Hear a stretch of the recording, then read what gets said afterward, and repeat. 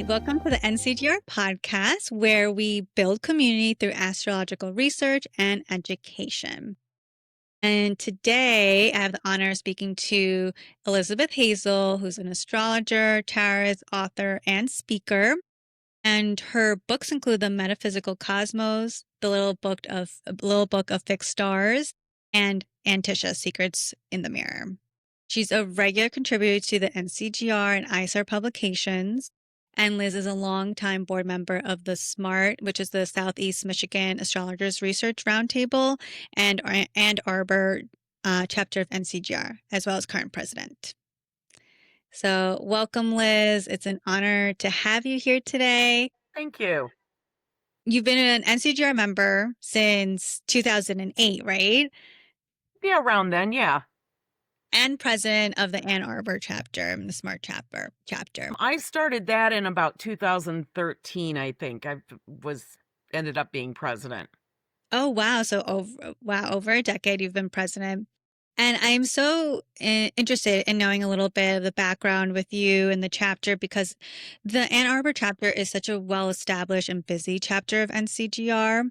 And I was wondering if you could share some of its history and how it was created, because I just want our members and listeners to know that if there isn't a chapter around you, it can be created. Yeah. And just the experience of like walking through into like a new chapter and how they develop.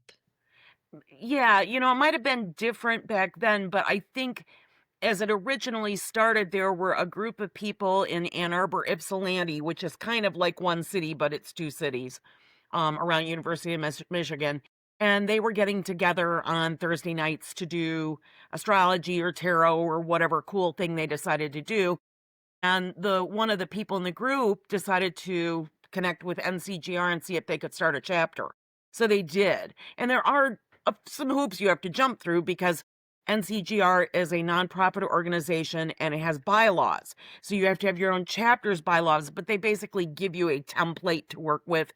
And you have to have a federal nonprofit ID number. So there are a few hoops to jump through, but I think they've got it pretty well streamlined, so it's not that hard to start a chapter. And in 2013, we had gone through 3 presidents, I think, by that point. And then in 2013, the current president got sick, and then I took over.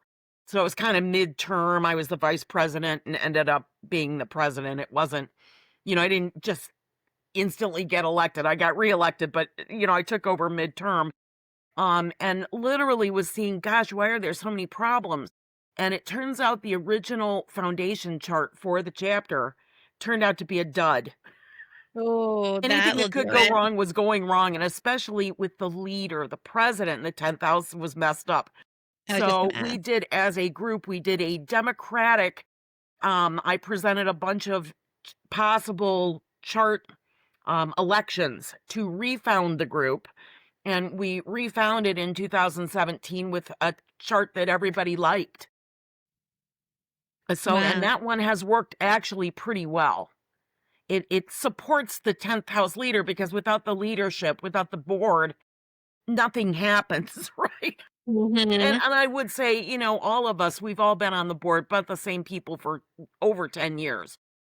So I think that's kind of how it goes. But I would encourage people to consider starting a chapter if you have an informal group that, meets, even once a month to talk about astrology or related topics. Because it's not just astrology, because we do tarot stuff and we've had psychics come and we've had other speakers in other branches. So we're not just monolithic with astrology. I love that. And because that's a really unique thing about NCGR, again, is the chapters. I always say it because I'm part of the New York City chapter. I love our meetups. I love the conferences that we get to have in person. And in today's day and age, of course, we love like the parasocial relationships and the friendships we make online. But across the board, everyone's always saying that they really value in-person meetups. Right. Yeah. So like you said, if there isn't one in your area, it could be, you can start it, just reaching out to us. And I love how you guys used a astrology to support the process, right? With the electional chart, and you gave the options, and it was democratically voted on. That's really cool. I'm a big believer in democracy. I mean, like, you could be kind of a, what would they call it, a benevolent dictator or a Hmm. benevolent ruler as a leader. And I always feel like people should have a choice. But we went through about 5 or 6 good election charts, any of which would have been pretty good. But I thought, let's get the group opinion on this, get the group think. And I do think NCR chapters offer that unique aspect of fellowship. There really isn't anything like face to face sitting down and talking. So, our group since the pandemic, obviously, the pandemic changed everything. And we switched to doing webinars for our presentations because it was actually easier and we get more people because we were having a really hard time finding a good location that would host our live presentations. The webinars are great as well because, like, I joined one of the Ann Arbor webinars, in the past year. I think it was one on astrocartography or something. And so it is really great way to be able to expand beyond just your region. And that's like a fun thing to also note that you don't have to be the member to join the webinars and other chapters. You just sign up and, I think there's like an additional fee if you're not a member, but it's low. And so it's like you get to like learn from everyone across different chapters. Yeah, most So, chapters are really reasonable with their webinars. I mean, they might be 15 bucks for members, and that would include all NCGR members, and then mhm. non-members pay maybe 10 bucks more, which is still a great deal for a webinar. It's Yeah. very reasonable. And, I've Yes. attended other chapters' webinars, I've spoken for other chapters. So you get to be interactive with people through webinars in a way you wouldn't ordinarily, and then connect with all those different chapter leaders and people that are members. I think it's really fun. I mean, honestly, you meet a lot of people. And I think that's really good for your career as an astrologer. You wouldn't think networking would make a difference, but it really does. I think Yeah. astrologers in isolation are going to have a tough time. And I don't know, this is just me, it's just my opinion, but I've been at tarot conferences and I've been at astrology conferences, and they're very Mhm. different because tarot readers are more inclined to be lone wolves. Interesting. And they all are very unique and eclectic and really do it their own way. And tarot readers tend to have this kind of goldish, lilacish aura around them, where the astrologers are very yellow blue auras that they want to communicate and network. And I mean, astrology groups in the United States have been around since the 1920s. The Mhm. American Federation of Astrologers was, I think, founded in the 20s or 30s. So astrologers are really good networkers, and maybe it's more that math side of it. Mhm. They've established legacy groups. NCGR has been around since the 70s. ISAR has been around a long time. I mean, we've had these groups around for a really long time. And then they started doing the United Astrology Conference, UAC, in the 80s. Yeah. I'm so excited for 2026 UAC. Yes, so those are huge events, but then the groups do their own conferences and they do consciously make sure that they don't overlap and overschedule. But I wonder what drew you into NCGR? I know we spoke about it a little bit, but like when you I guess was it when you were first getting introduced into the Ann Arbor chapter? It was literally the only group in the region, and I'm talking region because I actually live in Toledo, which is about an hour away from Ann Arbor. It's literally the only chapter of anything. So when I was looking around thinking maybe I should network, because, in my heart, I was not a joiner. I kind of had to get I past hear that. I you. don't want to be a joiner. And then I read about NCGR online and thought, well, let me just visit when they do a chapter. So I looked up what their activities were and I went to a lecture and I thought, oh my gosh, this is fun. And then they asked me to start speaking because I'd been doing astrology for a bazillion years by then. And I started getting into the lecturing end of it.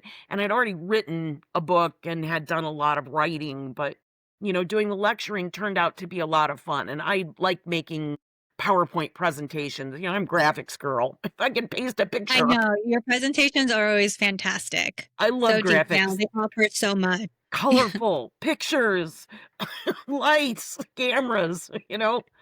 Yeah. That's the fun part Mhm. for me is doing that graphics. So I know you mentioned with the networking and what you're able to offer the astrology community, but I wonder how else did it help shape your career? Well, that's interesting. Yeah, the networking. I mean, really the networking because once I got to know the people in Ann Arbor, then I got to know people in the Chicago chapter because I knew Janet Barras, who was their president, through tarot stuff, but then she became the head of the Northern Illinois chapter. And I got to know the Minneapolis people. I got to know the Los Angeles people and the Arizona people and, New York people. And eventually, you visit enough chapters, you do start to get to know people. I've been working obviously as, on the board of SMART, but in the past 5 or 6 years, I've worked more and more with national with the top group and I was the editor of the member letter for 3 years and now I'm working with the journal. Switching over from news mail snail mail newsletters and Hmm. emails to the internet platforms has been a really big transition because you have to have people who know how to do that, right? And Yeah. So getting people true. like that into the national and the chapters, the regional chapters, it's just taken a while for younger people to step up and share their skills, and I mean, I'm actually one of the younger ones in my group even though I'm old, so No, but I also love that's one thing about the community of NCGR is that there's such an intergenerational relationships that develop, which is, I think, really important for people because then otherwise we lose perspective, and I think it also loses some creativity because then we're like, oh, this used to be done this way, how do we change this, or that actually was a great idea, let's bring that back. So I love how, again, this has just fostered a greater sense of community within the organization, whether you're a board member, whether you're just a member, whether you're someone who just like wants to join in every once in a while. Like it definitely has been able to foster this community of a collective project almost, because a lot of this work is volunteered. And right. so it's like it's really done out of a passion and desire and respect for this work. So yeah, it's been cool to see how things have shifted and how important things like, again, like you doing the member letter. Was it for like 13 years, something like Well, I that? was on again and off again, so, it was Hmm. maybe over the course of 8 years maybe that I was on again, off again. Again, my involvement in NCGR has kind of stepped up as I've gone along, and, now we're revising the bylaws. I'm on the committee to revise the bylaws. And, we have That's a fun. I project. mean, you get in these little volunteer groups, and yeah, it does take some work, but, it's 4 people, and we sit and we go through line by line and decide what sounds 21st century and what sounds very 20th century and update the language a little bit, make it more, user friendly for the now. Yeah. And these are all processes that have to be done, but I mean, again, when you start volunteering, you can do as much or as little as you want. But I do think, when you do volunteer, you get to know people. I mean, it's like anything else. You get to know people because you're working with them and you develop relationships so that when you go to conferences, you know people. You don't show up and you don't know anybody. Like everybody. Yeah.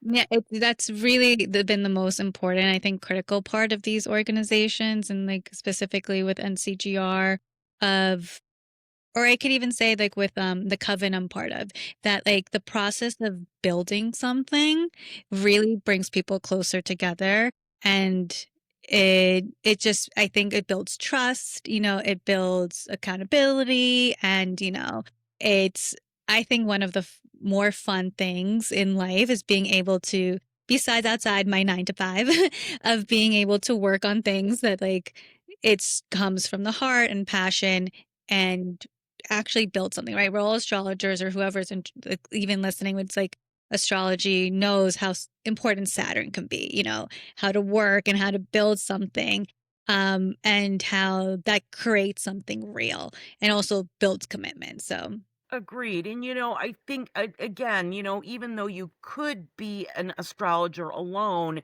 it's kind of like Terry Pratchett writes in some of his books about witches don't let good witches cackle. and don't let them go to the gingerbread house side. Being with other astrologers, you're connecting with them and they're talking about their art. You're talking about, well, this worked for me, or you're reading charts together. And Yeah. again, you're always going to learn. And then also, when you have new people coming in, younger people, then you're starting to get younger people working with astrologers who've been doing it for 50, 60, 70 years. I mean, Mhm. you want that knowledge base. I mean, Oh, learning from 100%. elders is a good thing. I mean, I realize the internet is out there, but it's not going to be like what you get from somebody that's been doing it for 60 years, because bottom line is, the only way to be a really good astrologer is to look at billions of charts. I know, It's the and you've only you've done the way. work.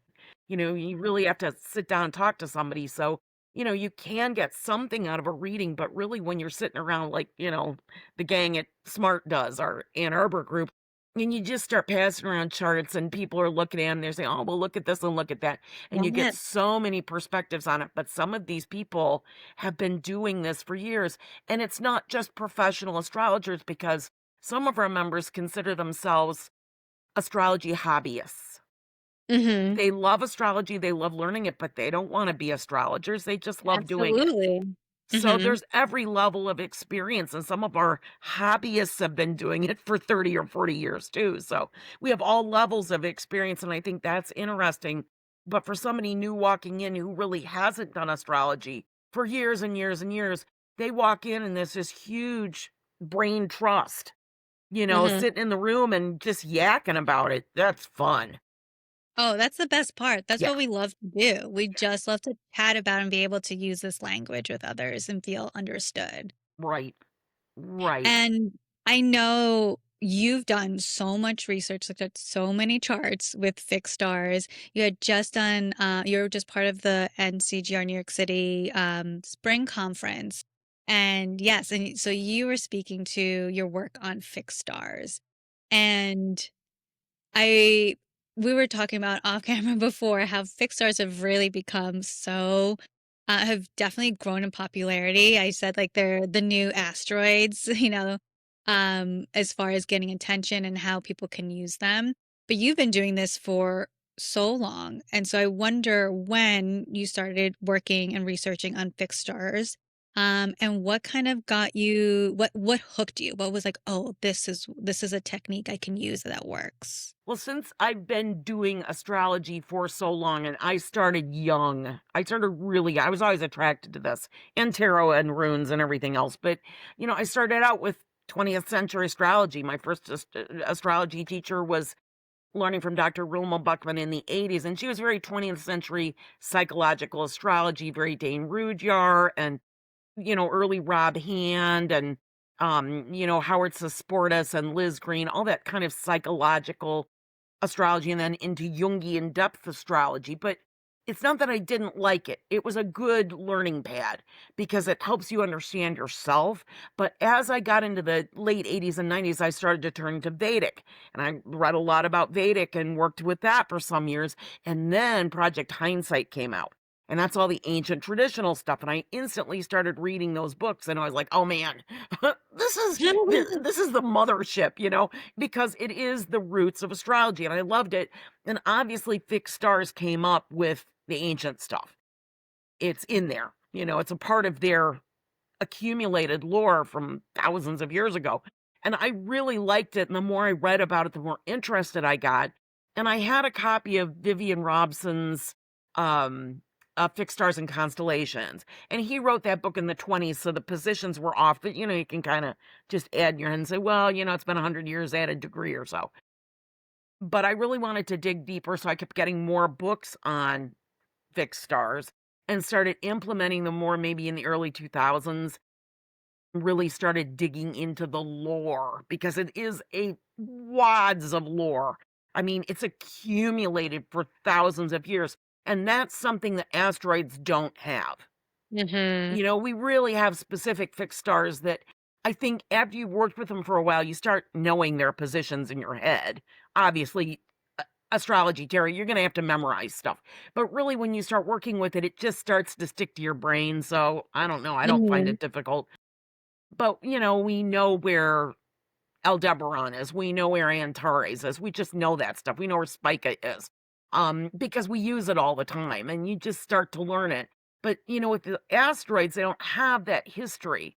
I mean, literally, the first asteroid was discovered in 1801, and it takes a long time to establish what those things mean. The asteroids between Mars and Jupiter have a 4 to 5 year orbit.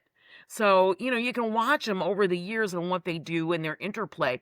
I like Chiron, which is not an asteroid, but I like it.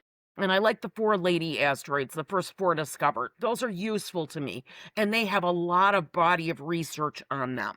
But there's tens of thousands of asteroids out there. And the first big book that came out was by I think her name is Martha Lang Westcott, did the first big encyclopedic book on asteroids. And there's literally tens of thousands of them, and they all have names, and some of them still have numbers, but whoever discovers it gets to name it. So yeah, they're very, very different, and you really kind of have to know more about astronomy to make sense of them. But fixed stars have been out there for a long, long time, and they've got that, a lot of mythology, a lot of stories, and it's multicultural, which I love that stuff.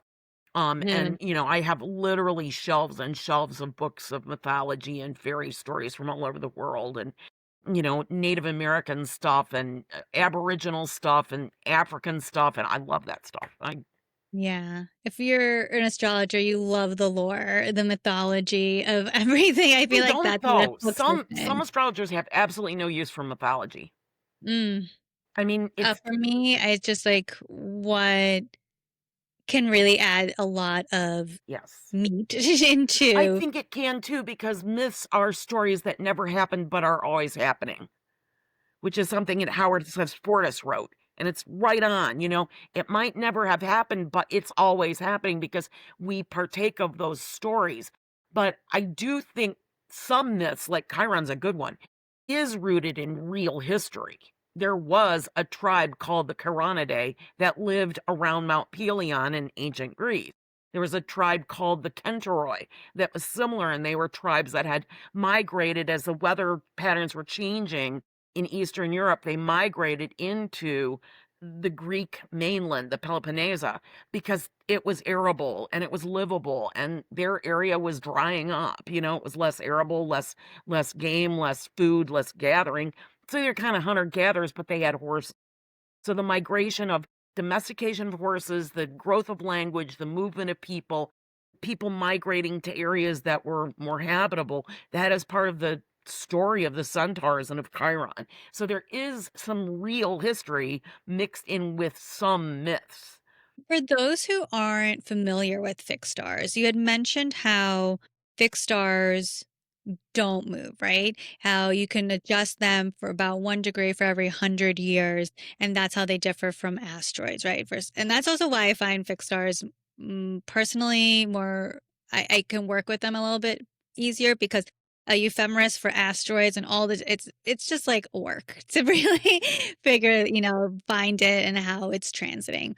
Um, but how else would you describe a fixed star for those who aren't familiar? And how do you use it as an astrological technique? Well, that's just it. As a fixed star, it's literally like a Sherpa. And every single little bit of lore gets put in its little backpack to carry up K2 or, Kilimanjaro. And it never stops being relevant. It sticks. It's like Velcro. Those stories are like Mhm. Velcro. They stick to the stars. And planets filter or buffer each fixed star a little differently. Some planets are going to really channel that stellar energy really, really well. Other planets, maybe not so much. And I think there's going to be some better and worse. Whereas it's interesting, I think, with the asteroids that I like to work with Chiron and the four lady asteroids, the four lady asteroids are family members, right, of the planetary gods, of the seven visible and three invisible planets. They're relatives, right? They're all relatives. They're part of the family. And with the four ladies, you're talking Vesta, Pallas, Juno, Juno, and Ceres, Ceres. Ceres, Yeah, and Demeter. Ceres. Yes. They're all family members. They're all relatives. So, it's one great big dysfunctional family up there.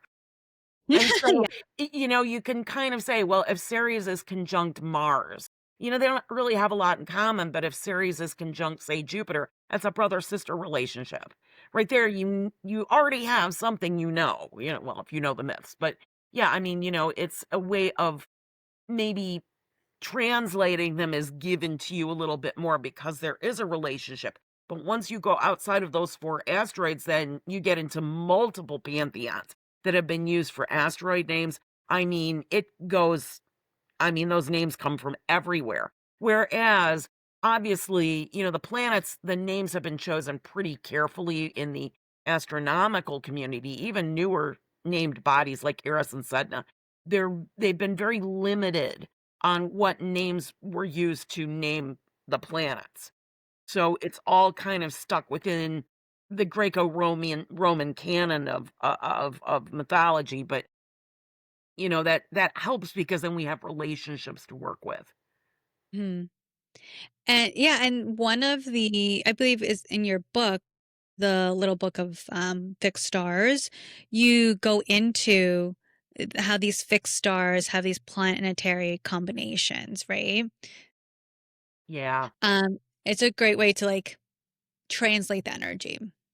Right. In Ptolemy, each star has usually two assigned planetary attributions, which seems normal to me as a tarot reader because we have astrological attributions to tarot cards. I use the Mhm. Golden Yeah. Dawn attribution system. Other people might use the Virt system. There's a lot of different attribution systems. Some tarot creators create their own attribution system. It's kind of an endless churning with tarot. Golden Dawn seems pretty steady, and I've used that for God, an embarrassing number of years. But with Yeah. the fixed stars, working with attributions to me seems just very natural. And again, other astrologers don't like them and don't use them or try to assign their own. I like to stick with Ptolemy. Sometimes the oldest stuff is just the best.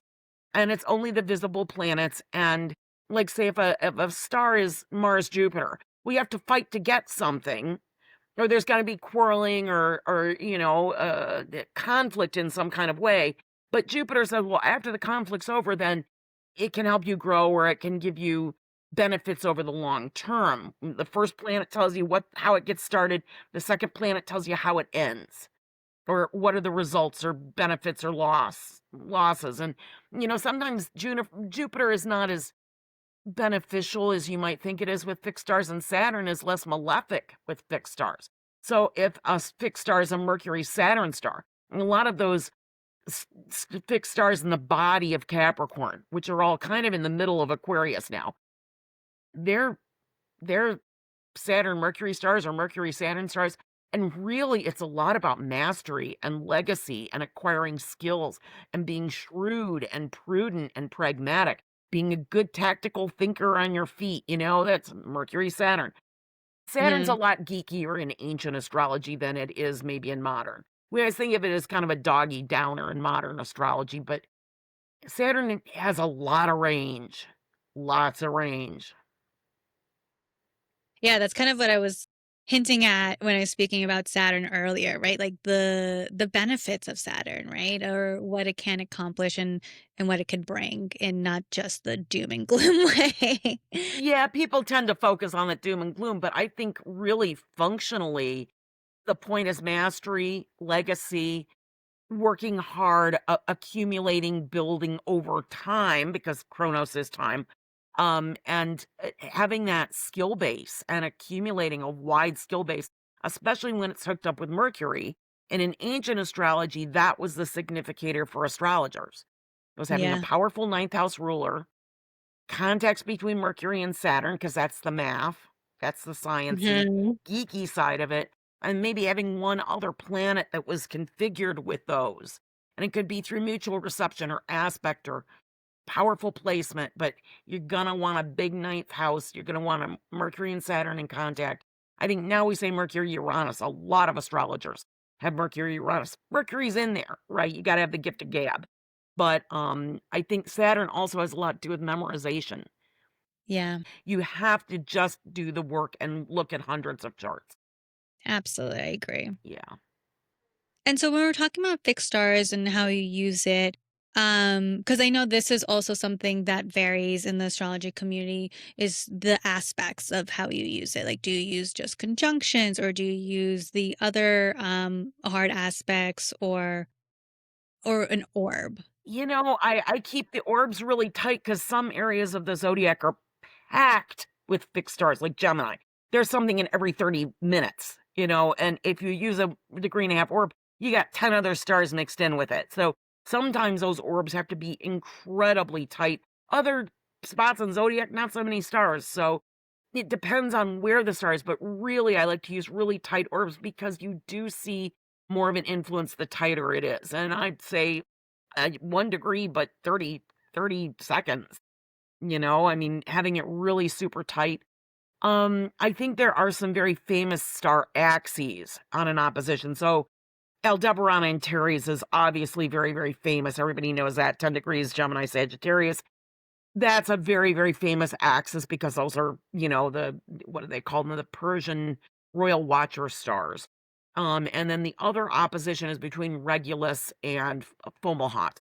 Those two are at, 0 Virgo and 4 Pisces. It's not quite as exact as an opposition, but they were very, very famous stars on the equinoxes and solstices like 4,000 years ago. Because stars do move. They don't move much, but they do move very, very slowly.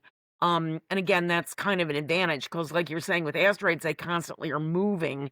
Whereas fixed stars, they aren't going to go anywhere.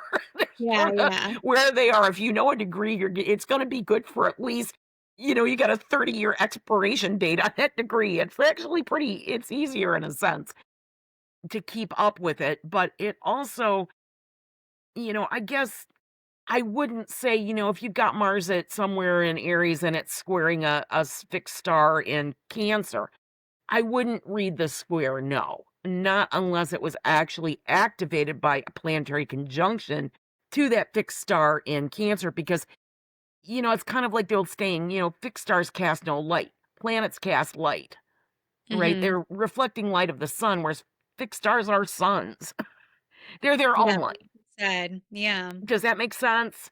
And Yes. they're not moving, so they don't really cast light. That light has to be drawn down by a planet. So you gotta plug in. You gotta be right there to plug into it. So no, I wouldn't read a remote star axis, although some people might do that. You've gotta limit your practice somehow. Yes. So you really have to edit it down to say, these are the things that I find to be most effective for seeing what's going on for the person right now, and then giving them a forecast for the next whatever time span you want, 3 months, 6 months, a year. And again, with clients, I tend to keep it fairly current. I'll go ahead 6 months, even to a year, but I think people tend to forget, or it becomes a self-fulfilling prophecy because it's too far out. Yeah. So you wanna be Mm-hmm. careful of that, and I think keeping it within 6 months to a year is a very human amount of time. People can take 1 year bite sizes of information, but, I have clients I certainly see more often than that, so for them, and I know I'm gonna see them in 3 or 4 months, I'll just do 3 months. It's enough. That is great. That's a great little tidbit from you as being a professional astrologer for so many years because um I think we've all been there when we see something coming up and we're like, "Oh shit." But like reeling it in into the human time frames and makes sense to work with. Thank you. I appreciate that. Um and then I know that you had prepared some charts for us Yes. to kind of exemplify how we can use fixed stars with transits. So I'm going to pull it up so for anyone seeing on video, they can see, but we will be talking through it. There we go. There we go, and it's got a big mama bear. Yeah. This first chart is the total lunar eclipse in Pisces on September 7th, 2025, 2:08 p.m. Eastern Daylight in Washington. I just run it for the national capital because that's autopilot. It has a 13 Sag rising, so Jupiter rules the chart. What's notable is that we have Venus and Mercury and the Sun are all conjunct stars in Ursa Major, which is the mama bear. and that's the Mm. body and shoulder star is Venus is conjunct Dubhe, and Mercury's conjunct Alioth, Sun is conjunct Mizar, which are body or tail stars. So that's actually part of the Big Dipper. Okay, those are big stars. And Ursa Major is a huge constellation with probably more named stars than any other constellation. It's amazing. Could you shrink this down just a wee little bit because there's more stars underneath the moon? There you go. Okay. So the moon is conjunct Achernar, which is a great big Mag 1 fixed star down in the southern hemisphere. It's the end of the river of the constellation Eridanus, which is this massive constellation, but it starts kind of around the ecliptic and it sort of wiggles its way down like a weird little stellar river all the way almost to the South Pole or the South Celestial Pole. And that end star is Achernar, and it's a big, big, beautiful Mag 1 star down there that nobody was aware of until they started circumnavigating the globe. Obviously, I'm sure people in South America and, people in Australia could see it, but we couldn't. Northern Hemisphere people can't see it. So Achernar is a wonderful star. It's a big Jupiter star, and it's about like what have you learned by the time you get down to the end of the river? What experience have you picked up? And when you have a full moon / eclipse conjunct a fixed star, it's just like it just pumps it up. It's turbocharging that moon star contact. And moon Jupiter are in a good relationship because the moon is trine Jupiter. Jupiter's in Cancer, they're in reception. Jupiter is in the moon sign, the moon is in Jupiter's sign. They have this beautiful, beautiful reception. So the moon is going to be very Jupitery. But what she faces on the other side of the fence, up at the top of the chart, are the Venus and Mercury and the Sun, all conjunct Mama Bear stars. Okay, and so then we get Jupiter, which is conjunct Wasat. And Wasat is at the waist of Pollux, the boxer. It is a difficult Saturn type star. And it implies like exile or things that have been estranged or people who are kind of shoved out of their position or who aren't able to act effectively because their means and resources are incredibly limited. It can also have overtones of big social, political, literally historic stuff going on. And you're just a little pawn on the chessboard and the gods are smacking you around, right? You can't do anything. If somebody starts a war and you're in the way, what are you going to do, right?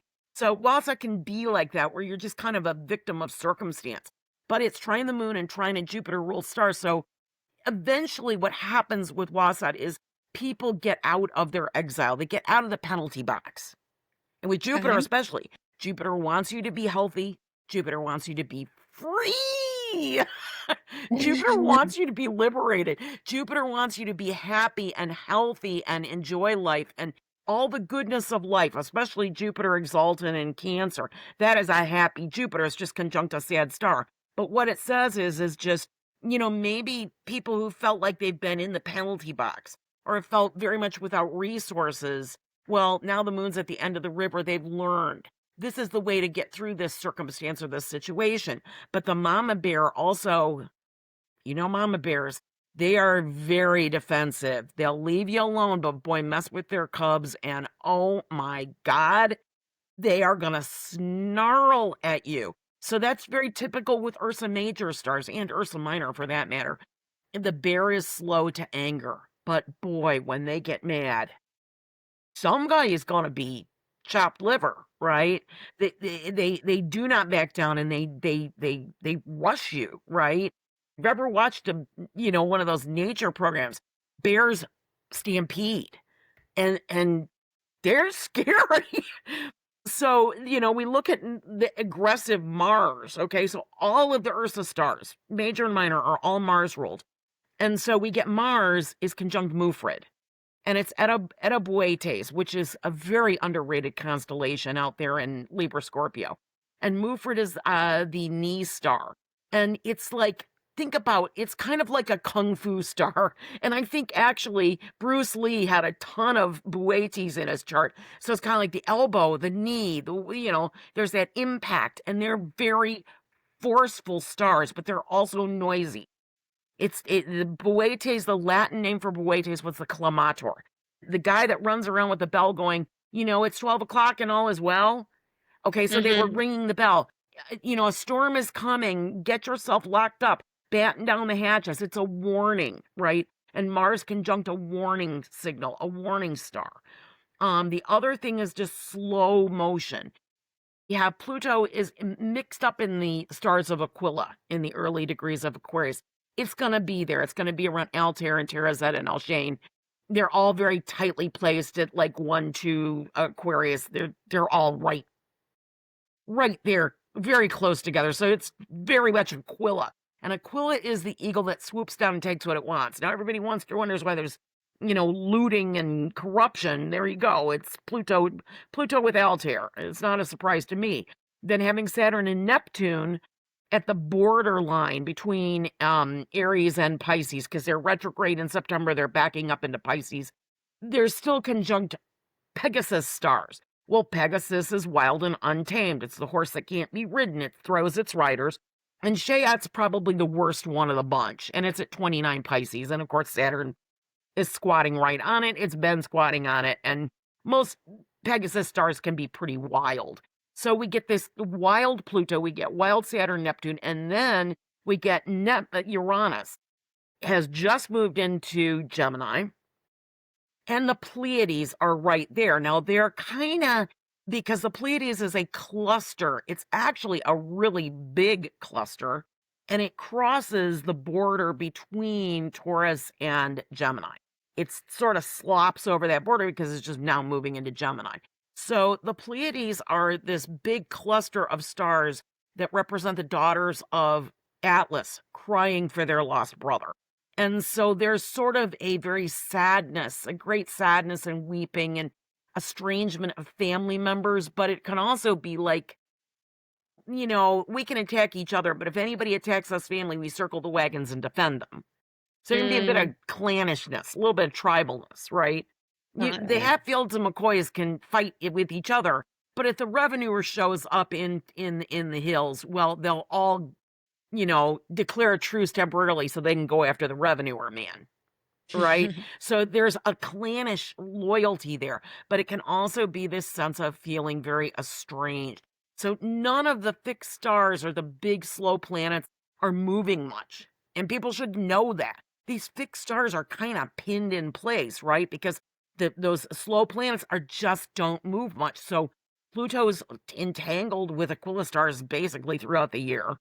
It won't really interact with Capricorn stars of the Dietia, Prinima, and Secunda are at 4 degrees Aquarius. So that really, it doesn't move that far until 2026. Neptune and Saturn are going to be basically plugged into Pegasus stars for the next year or so. And Uranus is just hovering on the Pleiades. So all the meanings of that. And then there's another star from Perseus in that area too. And Perseus can be pretty feisty. But yeah, I also think too that you go back to the old myth of Uranus, Uranos, the sky god, Mhm. making children of Gaia, the earth goddess, the earth herself. And Uranus sort of was a bit of a marauder. And Gaia was not necessarily willing. And they produced a whole bunch of monsters, including the Titans. And Uranus didn't like his kids. He thought they were ugly and deformed, so he stuffed them back up where they came from. And then Gaia formed the sickle, which is a crescent moon symbol, and gave it to her youngest son, Kronos, to kill his father. So I kind of got this sense when I'm reading through this mythology a couple weeks ago was, I don't think it's possible for Uranus to create anything but monsters when it goes through Taurus. Now, that may not be true, but I just got this really strong sense because of the last 7 years. It's like it's created monsters. It's unleashed monsters in the world. And then what happened to, Uranus was he was overthrown by his son. He was killed. He was overthrown. And then what happened to Saturn? Same thing. He tried to lock his kids up and swallow them. But then he was overthrown by his son Zeus. It's a lot of father-son dynamic, which is, oh my God, Star Wars. Yeah. The sons killing the fathers. I mean, kind of we're working through that Uranus Gaia myth here with the monsters and the suppression of, this younger generation being very unhappy with the older generation, but not really quite yet using the mechanisms they do have to overthrow them.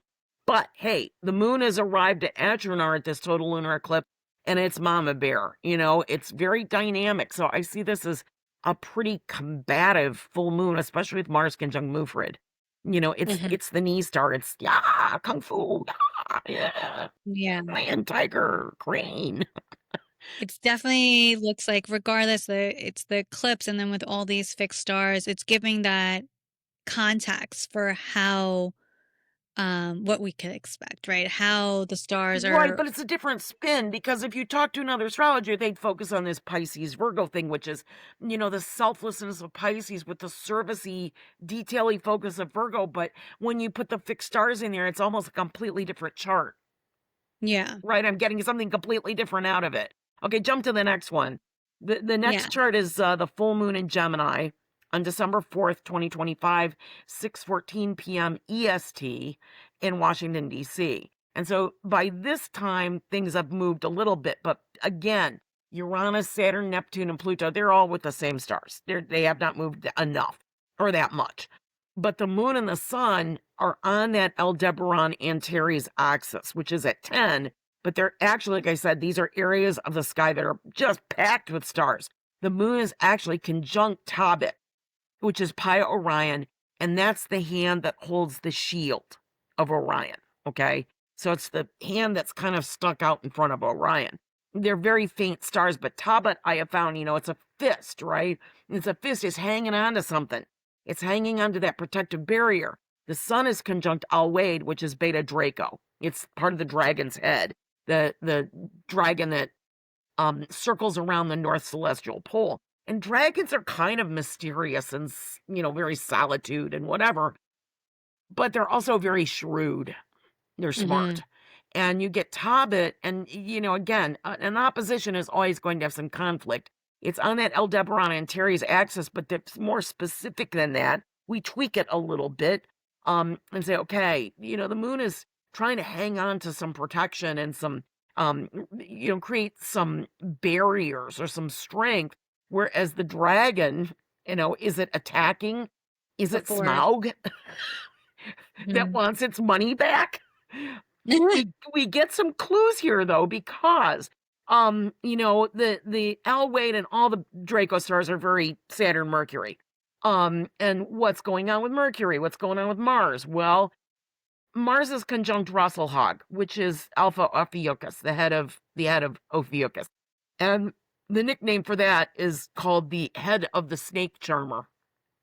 Mm. It's about having a smooth tongue, being able to talk people into and out of stuff. And if I recall, Franz Mesmer, the guy that invented mesmerism, had a natal planet conjunct Razelhag, the guy that invented hypnotism. So there is a bit of hypnotic influence going on with that. But then we look at Mercury, and Mercury has completed his little retrograde. He's about to make his third grand trine with Jupiter and Saturn, and it's conjunct Anukulhai, which is the heart of the serpent that Ophiuchus is holding. Now, that's a dangerous star because it's linked to poisons and toxins and things that are really not very healthy. So we get Great. not just the snake charmer, but also the snake. And then, so then we have Jupiter, instead of being conjunct Wasat, now Jupiter is conjunct Pollux, and Mercury is trine Jupiter. Well, Pollux is the twin, the Gemini twin, that's the boxer. The one is the equestrian, the other one's the boxer. And, I got my little, I think, Yeah. what's his name? I, I'm sorry, I'm not big into boxing, but I just grabbed a picture of a boxer off the internet. I think there is that more pugnacious side of the twins with Pollock, whereas Castor is a lot more cerebral and literate and eloquent. Pollux has that. It has a literary and eloquent side. It does talk, but it's also more combative about it. And it will also, oh my God, see, this is the cool thing about Jupiter and Pollux. Pollux is noted for people digging up dirt on naughty people. It's kind of Oh. Plutonian in that respect because Pluto's a big scandalmonger, right? When Pluto goes retrograde or direct, man, scandals hit. Boom!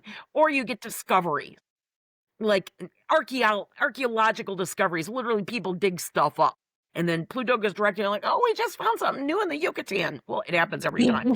So there's a lot of stuff to find in the Yucatan. But with Pollux, it's people that have been going after for a long time, deep investigative research, deep dives. And like Gloria Steinem had that. And her first the thing that made Gloria Steinem famous was that she went undercover as a Playboy bunny in the Hefner Mansion, a Playboy club in Chicago. Well, she was a beautiful young woman. Gloria was quite a looker when she was in her 20s. And she had just graduated from Smith, and she went on this undercover mission to find out what it was really like to be a bunny. And that's a lot of dirt got dug up there. So Pollux is about people who aren't afraid to tell the truth and who are willing to dig and then expose it. And again, we have this big trine between Mercury, talkie, conjunct a snake, it's toxic, with Pollux, who isn't afraid to share the toxin. So Mm. my guess would be this full moon in December 4th, is going to be scandalous stuff will be rising to the surface. And Rasalhag, Mars in Sagittarius, my guess would be somebody going to be trying to talk themselves out of that. Oh my gosh. Oh yeah. Yeah. Mhm. And you notice Mars is starting to square Saturn, which to me is always, again, immutable signs. They're going to have multiple expressions, but it could be people trying to dodge responsibility, which is very Mars sometimes. So, but when people catch them in the act, that's going to be hard. So my guess would be that full moon is the moon of exposure, that the boxer is not afraid to take a swing and knock at somebody and, and do the KO, because they're willing to release whatever poison people have been hiding behind their Yeah, like a reputations or smoking whatever. gun or something. Yeah. So Mhm. third chart. I'm going to blast through these. The third chart is something I don't think people are watching for because it's not a full moon, but we have an extremely unusual Sun, Venus, Mars conjunction at 17 Capricorn on Yep. January 7th, 2026, 11:43 a.m. Eastern Time, Washington, D.C. Now, it's not just a conjunction, it's also opposite Jupiter. Whoa! And Mhm. by now, Jupiter's backed up at its conjunct Castor. So it was conjunct in December, Jupiter's conjunct Pollux, and then it backs up. It's retrograde now, it's conjunct Cancer. But it's also in opposition to this big, major grand stellium of planets in Capricorn. Woohoo! It's a big deal. Now, there's also a full moon a few days before. I think it's on January 3rd, that's opposite this stellium. And they're close enough in orb, right? They're within a few degrees of each other. But think about all three are direct. Well, of course, the sun's direct, but Venus and Mars are both direct. So these are not Mars retrograde opposite the sun or Venus retrograde conjunct the sun, right? If Venus is retrograde, she's going to be conjunct. If Mars is retrograde, it's going to be in opposition, always. But this is a triple conjunction, and both Venus and Mars are direct, so they're superior conjunction. That means those planets are on the opposite side of the sun from Earth, okay? But Jupiter is closer to Earth. It's retrograde. Does that make sense? Okay, so, when planets are retrograde, they're closer to Earth. So you've got Venus and Mars at a superior conjunction, which is kind of like a culmination point. And I know that the lore and what you learn as an astrology student is sort of like, well, conjunction's a beginning. It's like, no, no, no, no, no. The conjunction is when the old stuff really ends. It's the Mm. ending. It's when you know, everything's getting tossed out. It's the dark of the moon. It's the finale, right? So Venus and Yeah. Mars are finishing up a process. Now, if you remember, Venus went retrograde this year. Yes. Venus was retrograde in March and April. It made a conjunction with the sun in, I forget, maybe it was like 28 Pisces or something like that. And Mars also went retrograde in late 2023, early 2024 in Cancer. And it was in Cancer for like 9 months. Well, now Mars is in the opposite place. It's in Capricorn. And Venus's retrograde was in Aries, square Capricorn. So now we're resolving those retrogrades with this massive triple conjunction. And it's conjunct Rukbat, which is why I have the picture of the equestrian there, the horse leaping, right? Because we've got this double horse factor here. Way big. Lots and lots of influence because we've got the conjunction, this triple conjunction is conjunct Rukbat, which is a star on, basically, it's Alpha Sagittarius, so alpha stars are a big deal. But it's it's kind of the horse's butt. It's a horse's ass. And then Mercury is conjunct Fasces, which is a nebula, M22, that marks the face of the centaur. And especially with Mercury, there's going to be this, how do you explain or translate things? How do you express what needs to be expressed? You're going to have your own viewpoint of whatever it is that's going on around you. And Mercury is right on the midheaven. So to me, that's like talking heads. It's newscasters. How are they explaining what's happening? And I think that big conjunction at Rukbat is, typical Sagittarius star. It's like good friends, travel. It's merry. It's a jolly. Most of those Sag stars are pretty friendly. And about friendships. And I think if you talk to any Sag, you'll find they highly value their friendships. Mm-hmm. And it's easier for them to make friends sometimes than it is for them to have sustained love relationships because they love their freedom so much, right? Yeah. But their friendships are high value. So when you look at Rukbat, it's like, who has supported you? But again, these are planets in Capricorn. It's like, are your friends sticking with you? Or with Jupiter opposition, are your friends bailing and heading for the hills because, whoops, you screwed up one time too many and now it's time to leave because Saturn, Capricorn implies limitations. And Jupiter conjunct Castor, remember, it's eloquent. It's literate. It's smart. That's a Mm-hmm. very smart star. And it's a Mercury star. Castor and Pollux are one of the two stars that only have one attributed planet. And Castor is Mercury, Pollux is Mars. Castor literally is the brains of the outfit, right? It's a Mm-hmm. brain trust, and Castor is smart, and Jupiter is smart, right? Because Jupiter loves the truth. It loves honesty, and it's exalted.